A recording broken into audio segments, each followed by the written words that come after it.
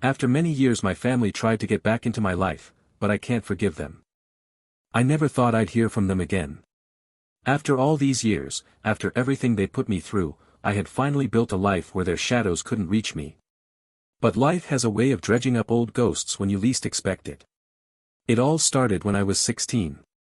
My parents had always been strict, but they prided themselves on being good people. The kind who went to church every Sunday, donated to charities, and pretended our family was perfect. That illusion shattered when I was falsely accused of something that would ruin my life forever. It was my younger cousin, Lisa, who made the accusation. She was 11 at the time, and I had always treated her like a little sister. My aunt and uncle would drop her off at our house often, sometimes for hours, sometimes overnight. I never minded. I liked having someone to talk to in a house where my own parents treated me more like a problem to be managed than a son. Then one day, she told her parents that I had hurt her. That I had done something unforgivable. I still remember the moment my mom and dad sat me down in the living room, their faces pale with shock, my mother trembling as she asked me, "Why would you do this to your own family?" I laughed at first. Not because it was funny, but because the accusation was so ridiculous, so out of nowhere, that I thought it had to be some kind of sick joke. But when I saw the look in their eyes, I knew. They believed her. I swore up and down that it wasn't true. I begged them to listen, to think logically. But my mother refused to even look at me, and my father just kept shaking his head. "It's out of our hands," he said coldly. "Your uncle is going to the police." I don't remember much of what happened after that. The next few weeks were a blur of interrogations, hearings, and sleepless nights. I was terrified. They wanted to charge me as an adult, and for a while, it looked like they would. The only thing that saved me was the fact that Lisa's story didn't add up. There were inconsistencies, contradictions. Eventually, after months of hell, the case fell apart. But my reputation didn't recover. My parents didn't either. Even though I was never convicted, even though I was legally innocent, they still looked at me differently. My mother flinched when I entered the room. My father spoke to me in clipped, emotionless sentences. And the rest of the family? They acted like I didn't exist. The day I turned 18, I packed a single bag and left. I had no destination, no real plan, just an overwhelming need to be anywhere but there. Years passed. I struggled at first, working odd jobs just to afford rent in a tiny apartment. But I was free. For the first time in my life, I could breathe without their judgment crushing me. I built a life for myself, found real friends who didn't see me as a stain on their reputation. And then, out of nowhere, my mother called. It had been 10 years since I last spoke to her. 10 years of silence, and suddenly she was leaving voicemail after voicemail. Apologies, desperate pleas to talk, to fix things. I ignored her. Then the letters came, long, emotional messages about how much they missed me, how they regretted everything. I threw them away. But they didn't stop. My father even showed up at my workplace once. I refused to see him, and after that, I changed jobs. I thought that was the end of it. I was wrong. Because last week, my mother showed up at my apartment door. And this time, she wasn't alone. I stood frozen at the door, staring at the people I had spent years trying to forget. My mother, looking older than I remembered, her once perfect hair streaked with gray. My father, still wearing that same stern expression he always had, but now there was something else, something I had never seen before. Regret. And then there was her. Lisa. She had grown up, of course. I barely recognized her. She was in her 20s now, standing slightly behind my parents, biting her lip like she was nervous. A lifetime of anger surged inside me, but I didn't let it show. I gripped the edge of my door, forcing my voice to stay cold and steady. "What the hell are you doing here?" My mother stepped forward first, reaching out like she wanted to touch my face. I took a step back. Her hand fell to her side. "Please," she said, her voice trembling.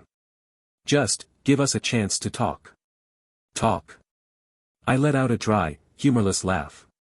"You had years to talk. Now, suddenly, you care." My father cleared his throat. "Son." "No," I cut him off immediately. "You don't get to call me that. Lisa finally spoke. I'm sorry. I turned my eyes to her, and for a moment, I saw a flicker of something, guilt, shame, maybe even fear. She should be afraid. You're sorry? I repeated. My voice was eerily calm, but my hands clenched into fists at my sides. What exactly are you sorry for, Lisa? She swallowed hard. For lying. For ruining your life. The words hit me like a punch to the gut, but I refused to let them show on my face. I had spent years waiting to hear her admit it. Years convincing myself I'd never get closure. And now? It meant nothing. You ruined my life, I said quietly. And now you think just saying, sorry, will fix it? Tears welled in her eyes. I was just a kid. I didn't know what I was doing. I let out a slow breath, forcing myself to stay calm. You were 11. Old enough to know lying about something like that wasn't a game. Old enough to know what happens to people who get accused of what you accused me of. Lisa wiped her eyes with the sleeve of her jacket, but she didn't look away. I was scared. Mom and Dad were fighting a lot back then. I wanted attention. I didn't think. I laughed bitterly. No, you didn't think. And now I have to live with your mistake for the rest of my life. My mother let out a quiet sob. We believed her. We thought. You thought I was a monster. I finished for her. And you didn't even hesitate to throw me away. My father finally spoke, his voice gruff but strained. We were wrong. I stared at him.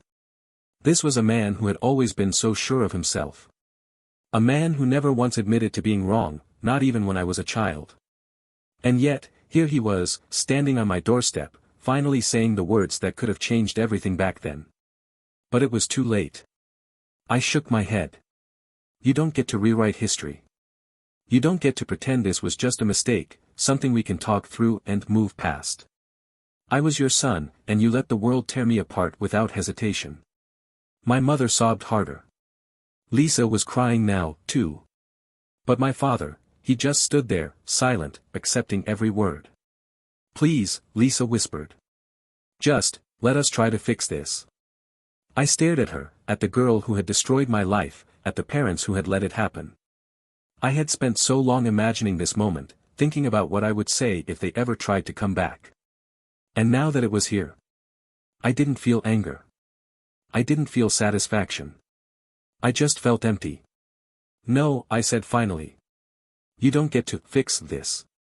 I started to close the door, but my father stepped forward, his hand pressing against it. We're not leaving, he said firmly. Not until you hear us out. I clenched my jaw. You don't get to force your way back into my life. His grip tightened on the doorframe. We can't change the past, but we're not giving up on you. My stomach twisted with anger. After all this time, after everything, they still thought they had the right to push their way into my life. I took a deep breath, my mind racing. They weren't going to stop. And I needed to figure out how to make them. I should have slammed the door. I should have ended it right then and there.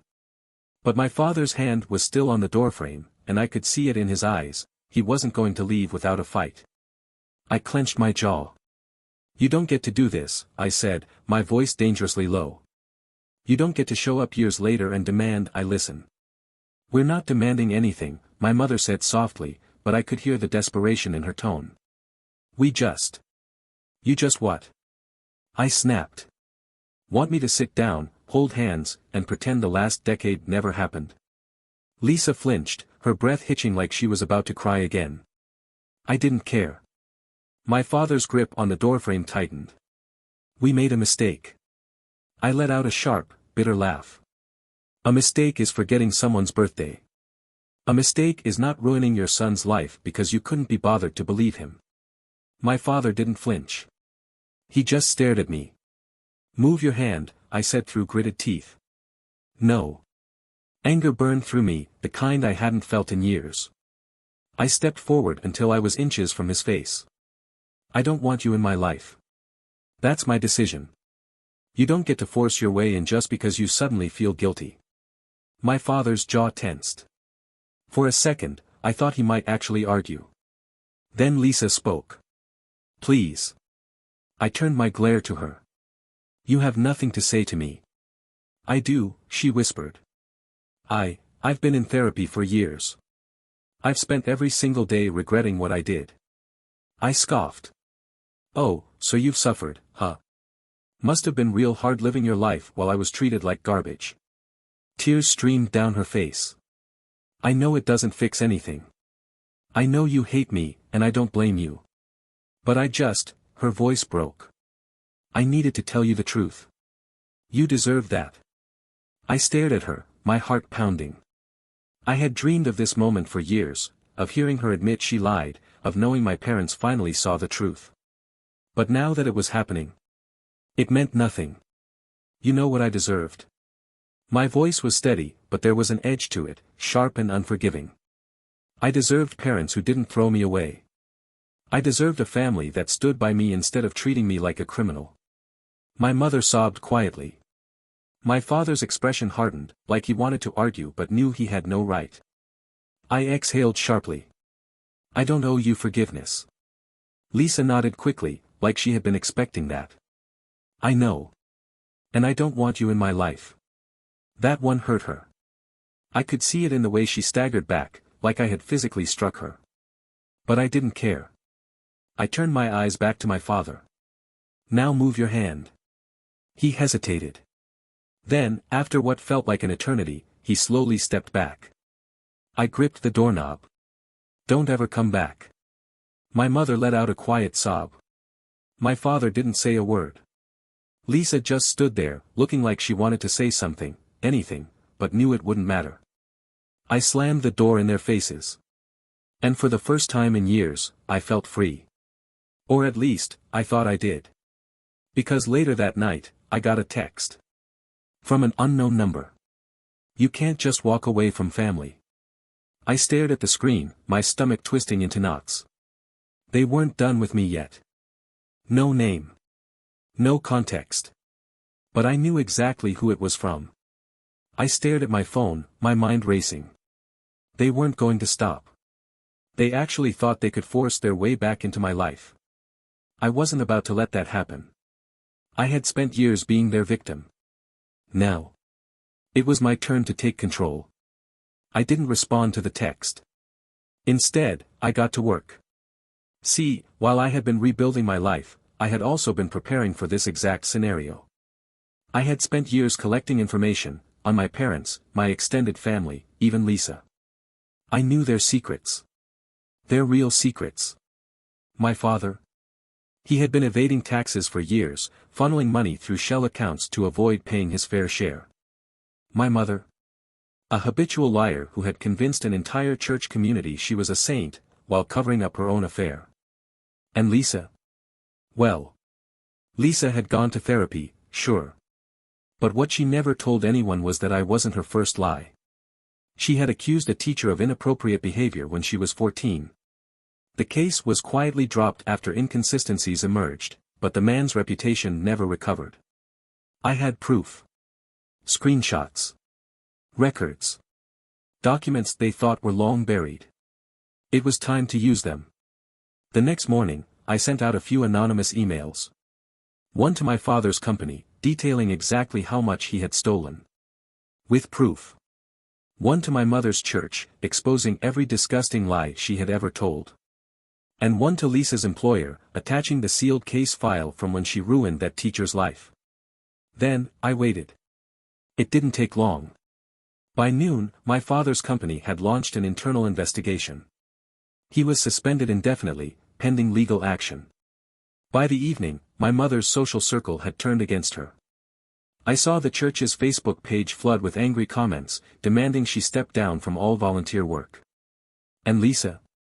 Lisa lost her job. Apparently, her boss didn't appreciate hiring someone with a history of false accusations. My phone rang non-stop. First my mother. Then my father. Then Lisa. I let every single call go to voicemail. Then, just to twist the knife, I sent a single text to our old family group chat. You ruined my life. Now you know what it feels like. I knew they'd try to fight back. They'd scream, deny, beg, whatever it took to make it my fault again. So I made sure they wouldn't get the chance. I filed a restraining order against my parents for harassment. It was granted immediately, thanks to the years of messages and sudden in-person ambush. Lisa. I sent her one final message. You got to walk away from your lies once. You don't get to do it twice. She didn't respond. In the end, they got what they deserved. My father. Facing prison time for tax fraud. My mother. Shunned by the very people she spent years manipulating. Lisa. Unemployed, friendless, and finally forced to live with the consequences of her actions. And me. For the first time in my life. I was truly free. Revenge was mine. And it was perfect.